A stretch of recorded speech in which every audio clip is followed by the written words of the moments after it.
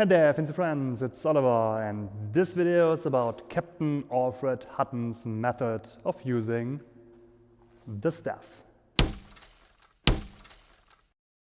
The quarterstaff is a well-known British weapon, and you will definitely have an image in mind of Robin Hood facing Little John with quarterstaffs in hand or something similar. So Hutton named his staff, which is a little bit shorter but a two-handed stick, which is not a quarterstaff, a great stick, to separate them on one hand from the quarterstaff and on the other hand from the stick or the single stick, which is used in the fencing rooms. In my opinion, he wants to connect the term great stick also to the great sword for the reason I will tell you next. Hutton praises the French and the Italians for using those kinds of staffs in their armies for physical exercises and basic fighting skills, which will be beneficial for the use of the bayonet rifle. Hutton roots the manner of wielding the Italian bastone back to the use of the Spadone, the two-handed great sword, which was shown in Achille Marozzos' fencing treatise in 1536. The French used their baton more likely as the British using the quarterstaffs, with sliding hands and parries between the hands. Hutton liked the Italian way the most and based his method on the bastona due mani, or maybe what he thinks the great sword is used in Opera Nova by Marozzo, but with some little add-ons from the French baton. This should be the first of our 4 videos about the great stick according to Alfred Hutton. And I did not start with the moulinettes. You didn't see that coming, right? We start with footwork instead, but only a little bit. But first we have to know our guard. So, from the position of attention, raise the stick, let it rotate to the side, step forward and catch it here. This is our guard in card. And if we make a passing step forwards, this is our guard in tiers. Of course, you can do it backwards. And while we were focusing on the guard, we did our first footwork, the passing step, which could next to the lunge also be used for the drills. We can do it backwards as forwards as well.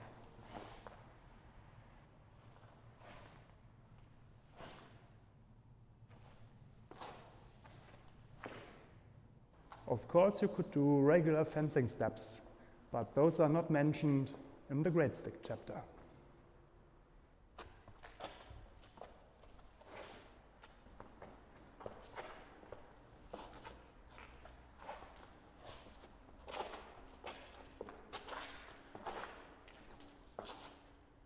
Right after we know how to stand and how to go, it's time to show you the attacks. We have 7 angles of attack. This is a 6 cuts diagram Hutton also shows in his book. So we see cut 1 mostly to the cheek or the shoulder, cut 2 also to the cheek or the shoulder but on the right side, cut 3 to the left side of the leg, but such cuts are also very beneficial to the hands or chin. Cut 4 to the right side of the leg, cut 5 horizontal in the drills to the left flank, and cut 6 horizontal to the right side. And additional to the diagram is cut 7 vertical at the head, which is a better idea for a big swinging stick than for a light saber. Let's do them with a lunge.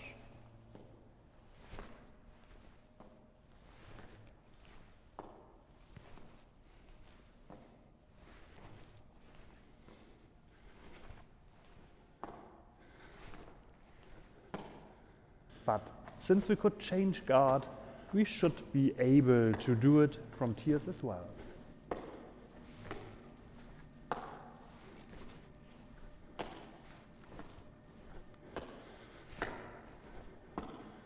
And the diligent people will say, no, he will do them with passing steps, and they are right.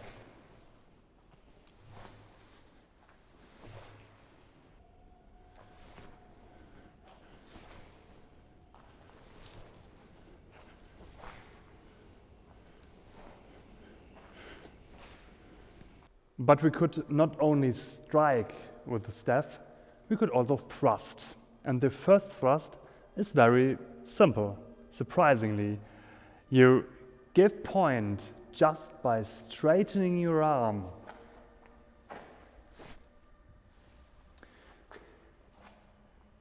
Just straightening the arm, it's the end position of the cut. Number 7, do not turn your wrists, your arms in any position as you would look for an binding. So just straighten and lunge.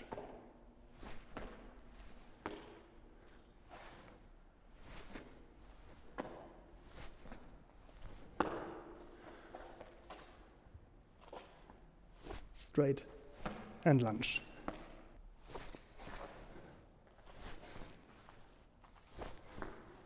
Did I say first? So the second thrust is with the butt. Therefore, you bring your hands up and throw the point over your shoulders and give thrust to the face. So like here, with a lunge or without.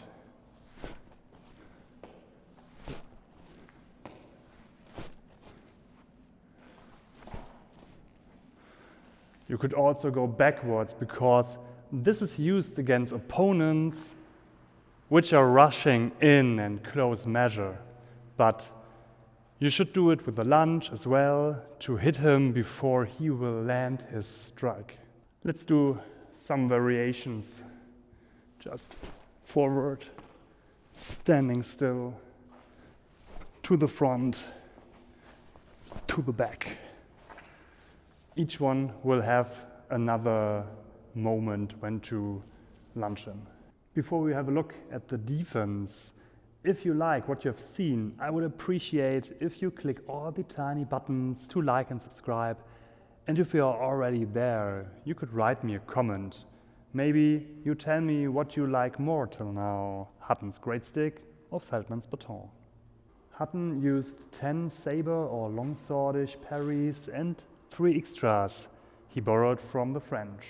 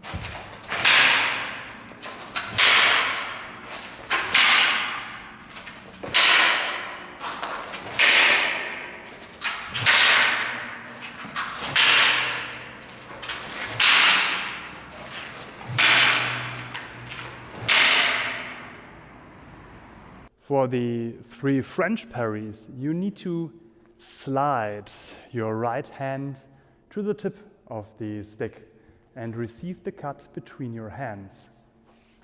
So, if you stand on guard, you cover your head like this. And you could also do it the inside or the outside. Hutton wrote he borrows them from French baton, but one could also find them in Old English quarterstaff.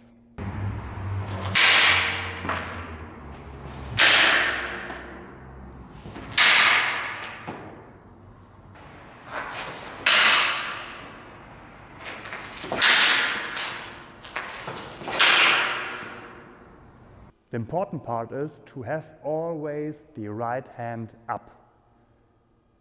This is important for the way Hutton fences. So if you are on guard and you parry like here, you can give a quick riposte, and also on the other side without any moulinet. And Hutton wrote, these 3 parries should only be done on a cushion when the incident of position renders the performance of the other difficult. So he's not a big fan of them, but they work. If you know all this, you can start playing around with the staff stuff. Face each other, play with your footwork and the measure till someone gives an attack and the other parries. And you may want to give the other an opportunity and rush in, so your training partner could use the thrust with the butt against you. If you want to support us even more than just by a simple like, you can join us on YouTube or Patreon. At this point, thanks to all our supporters. But anyway, I will see you all in the next video.